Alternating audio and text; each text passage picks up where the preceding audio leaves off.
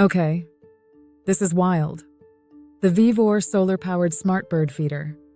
It's not just feeding birds. It has a 2K HD camera inside.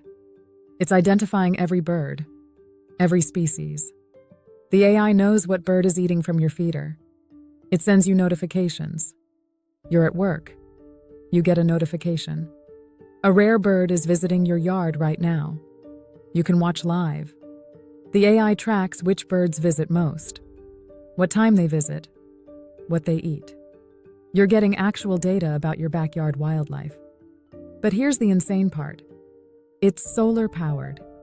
It charges itself. It never runs out of power. It's completely autonomous. No batteries needed. No charging cables. And the AI is running on the device itself.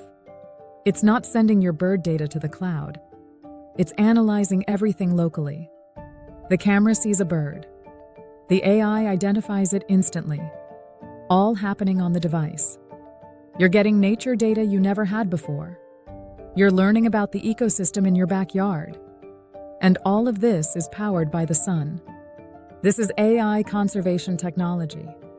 This is smart technology that actually makes life better.